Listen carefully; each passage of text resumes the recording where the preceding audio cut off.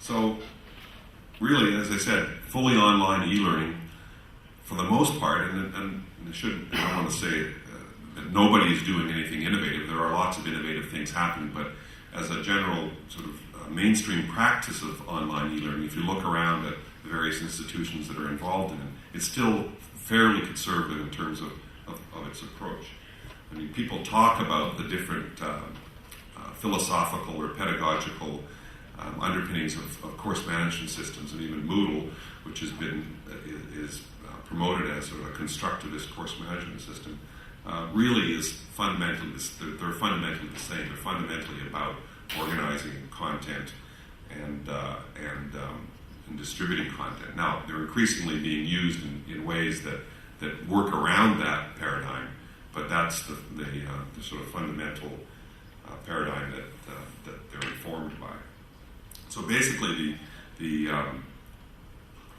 fundamental instructional design model, I would argue, hasn't really changed very much. It's information transmission supported by asynchronous online instruction or online discussion.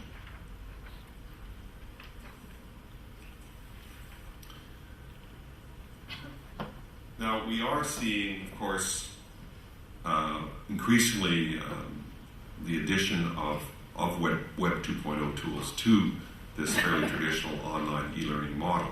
So we're seeing the use of blogs, and many of the, and probably I would say all of the major course management systems now have a blog tool built into them, and many people are using other blog tools to supplement their online e-learning. We see the use of wikis, social bookmarking, and one of the more interesting developments is the emergence of virtual worlds, and particularly Second Life. But again, if we look at how that's being used, and we're experimenting with that at my institution, it's still primarily being used to replicate what we do in the classroom.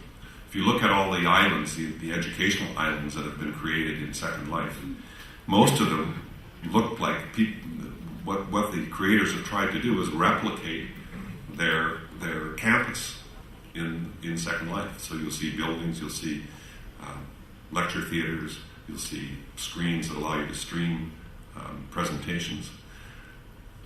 So it's really old wine in new bottles, because virtual worlds have lots of potential for doing things differently. Perhaps it's not going to be an effective way to teach, but there are some very innovative possibilities that don't seem to be being explored very widely at the moment.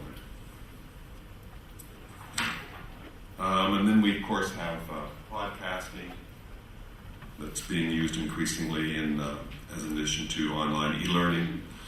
And then we have the various synchronous communication tools that can enhance online e-learning.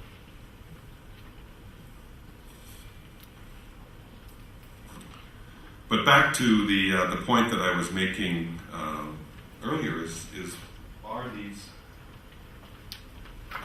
tools changing the instructional design paradigm of online e-learning? And I would argue that by and large they haven't yet. Online delivery still is primarily text-based. I don't see a lot of evidence of real constructivist, collaborative online knowledge building happening in most of the online courses I teach or I see, and even the ones that I teach. Technology, as I said before, is largely being used to replicate earlier modes of teaching. So what about the future? Will we finally get some new wine in the bottles? Or is it going to be more old wine?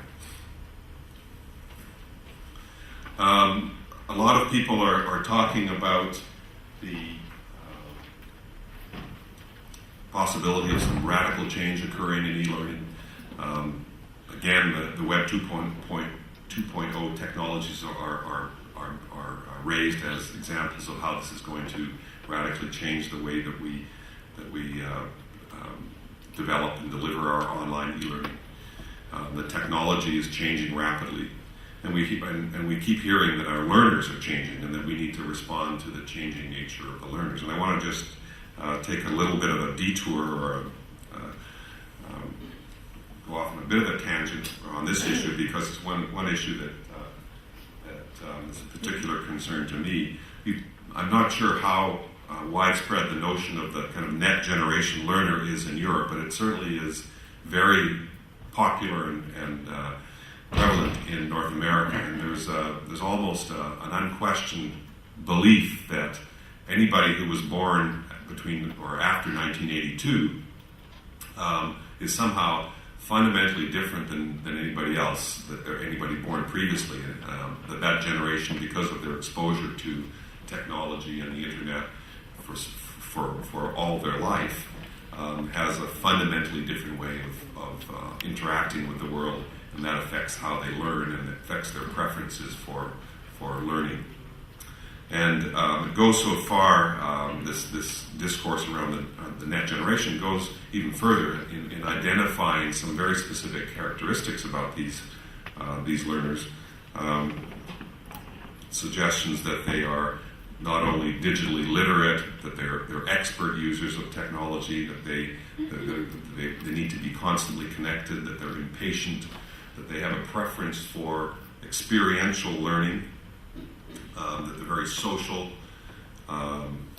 preference for collaboration, for working in teams, that they have a visual and kinesthetic approach to learning, that they need crave, in fact, interactivity, and finally that they're community-minded, that they're socially conscious. And so the argument goes that because of these fundamentally different characteristics of these learners, we need to be responding to them in a different way with technologies. But how accurate is that portrayal of these learners? Well, we actually looked at some of the so-called research that's been done on that, on the net generation, and it really is not very solid. In fact, there's almost no solid evidence to support most of these claims. There's no question that learners, that people born after 1982 are going to be different than people that were born before 1982. We're all different. We're all products of the time that we grew up in. But the argument that they are so fundamentally different that they have a completely different way of learning is just not supported by the research. And we actually conducted some research at our own institution to try to determine the extent to which our learners fit that profile of the net generation. And what we found out is that they don't, by and large.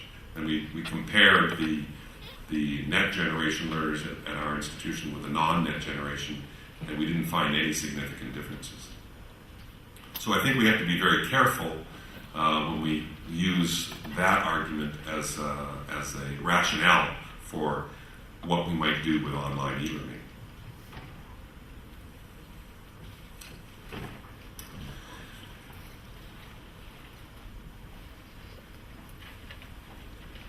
This is one sort of portrayal of what the future might look like.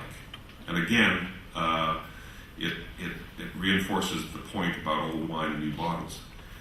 If you look at some of these characteristics of what's being called Learning 2.0, focus on learning processes, focus on communication and interaction, learning that's co-developed by learners and instructors, learning that's customized and personalized, a focus on knowledge and understanding, and learning that is learner-paced. And it goes on. Collaborative learning, one to many and many to many. Learning that is rich in feedback. When I look at that, I see the kinds of things that we were talking about in the 1980s with the original sort of computer-mediated communication, the pre-internet era. So I don't see a big significant shift. I see, again, old wine and new bottles.